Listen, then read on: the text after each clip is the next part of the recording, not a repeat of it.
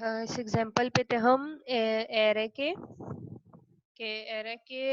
Addresses को कैसे जो है सेव कर सकते हैं। महेश कुमार एडमिट। इसी तरह जो है मैंने कहा आई लेस देन 4 टाइम चलेगा, आई लेस देन 4 टाइम चलेगा, तो इट मींस 0 1 2 3। 0 टाइम में इसकी एड्रेस को सेव प्रिंट करेगा। जुनैद रोजा कितनी बार ऐड हो गए बेटा?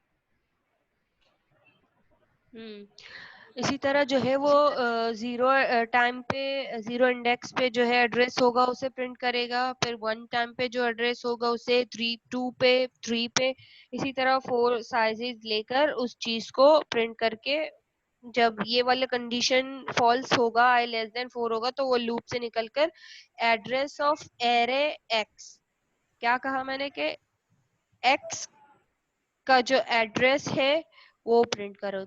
तो x का जो एड्रेस होगा और स्टार्टिंग में जो 0 प्रिंट हो रहा है यहाँ पे फर्स्ट पे एड्रेस ऑफ एक्स आई, सबसे पहला जो 0 वाला और ये लास्ट वाला जो है x, ये दोनों जो है दोनों का जो एड्रेस है वो सेम होगा, क्योंकि स्टार्टिंग में जो 0 इंडेक्स पर रखा हुआ है x, उसका एड्रेस और जो मैंने यहाँ पे अलग से array of address of x print करवाया है, इन दोनों का एड्रेस सेम होगा, ये दोनों सेम इंडेक्स पे रखे हुए हैं।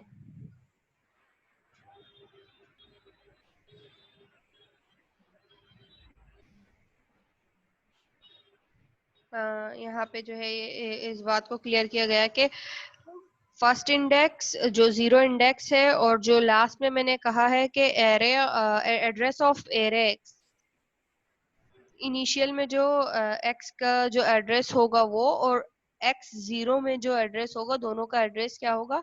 सेम होगा, फर्स्ट एलिमेंट होगा एरे का। इक्विवेलेंट टू x, वो इक्विवेलेंट है x के, तो उसे हम स्टेरिक x भी कह सकते हैं।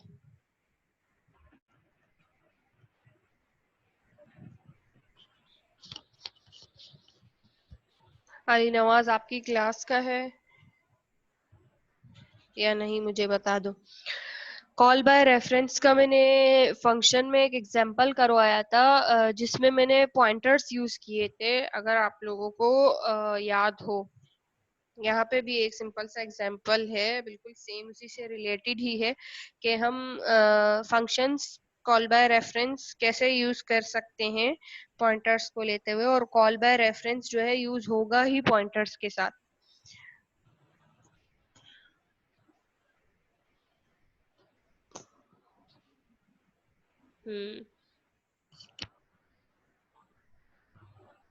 कॉन्सेप्ट याद कर लो कॉल बाय रेफरेंस का, कि कॉल बाय रेफरेंस का कॉन्सेप्ट क्या था।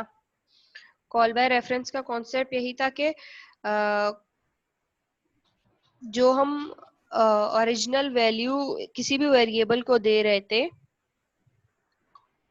किसी भी हम वैल्यू को जो वेरिएबल पास कर रहे थे, वो उसकी जो है एक्चुअल वैल्यू को उठाकर सेंड कर रहा था, और कॉल बाय वैल्यू में क्या हो रहा था, वो सिर्फ एक कॉपी पास कर रहा था। कॉल बाय रेफरेंस में क्या करेगा, उसकी एक्चुअल वैल्यू को लेकर आगे फॉरवर्ड करेगा, उसके एड्रेस और उसके एक्चुअल वैल्यू को लेकर। नीचे एक एग्जांपल है कॉल बाय रेफरेंस से रिलेटेड, सेम एग्जांपल ही होगा, जरा से बड़ा कर दूं।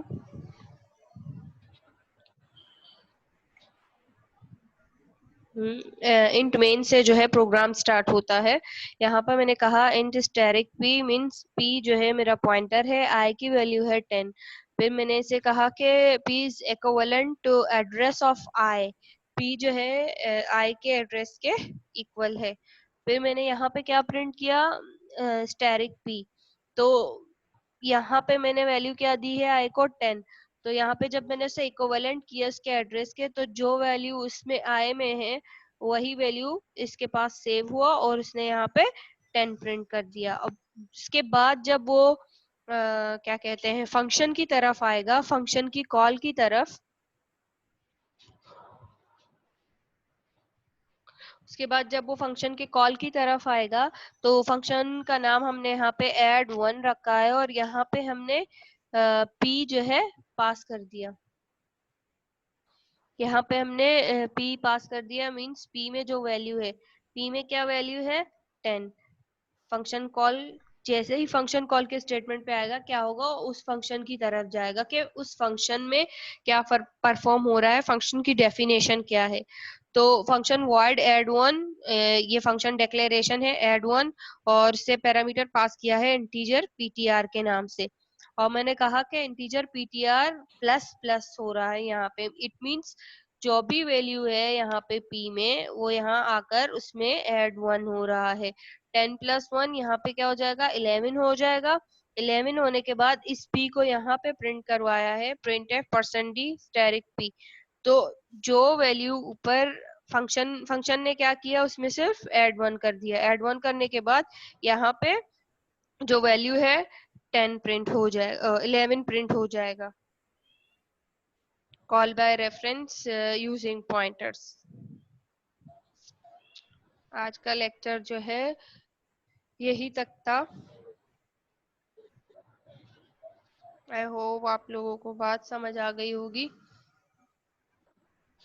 बहुत जल्दी ऐड रिक्वेस्ट बच्चे सेंड कर रहे हैं क्लास खत्म होने के बाद।